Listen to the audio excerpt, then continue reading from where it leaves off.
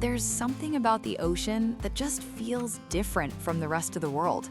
It's this massive, restless space that's seen things we can barely wrap our heads around. When you think about the ships that have crossed those waters, you realize they aren't just wood and steel. They're witnesses to history, and some of those stories are honestly hard to believe.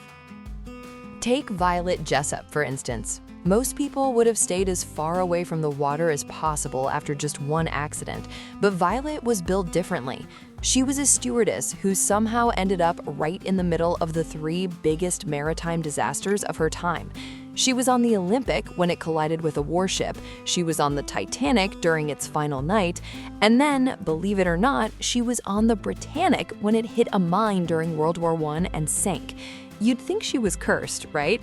But she survived every single one of them. What's even crazier is that she didn't quit. She kept working at sea until she retired in her 60s and eventually died of old age. It's like the ocean tried to take her 3 times and finally just gave up. But while Violet's story is about survival, other stories leave you with more questions than answers. In the winter of 1872, a ship called the Mary Celeste was found drifting in the Atlantic. When the rescuers boarded her, they expected to find signs of a struggle or a storm, but everything was perfect. The sails were up, the cargo was untouched, and the crew's personal belongings were right where they should be. There was even food still sitting on the table. But the people? All 10 of them were gone. No blood, no damage, no nothing. It was like they had just evaporated into thin air. People have spent over a century trying to guess what happened, blaming everything from giant octopuses to alcohol fumes from the cargo. But the truth is, we'll never really know what made a whole crew walk off a perfectly good ship into the middle of the ocean. Sometimes, though, the stories aren't about mysteries, but about how far humans will go when they're desperate. During World War II, steel was so hard to come by that Winston Churchill and his team actually looked into building a giant aircraft carrier out of ice. It sounds like a joke, but they actually invented a material called pykrete, which was basically a mix of ice and sawdust. It was as tough as concrete and wouldn't melt easily. They called it Project Habakkuk. They actually built a small prototype in Canada, and it worked.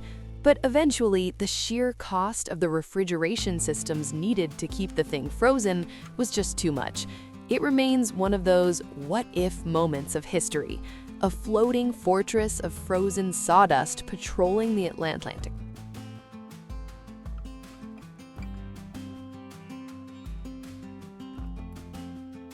However, the weirdness of the ice ship doesn't even come close to the chilling story of the SS Orang Medan.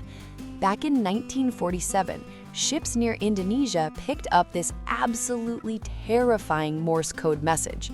It said, "All officers, including captain, are dead. I am dying."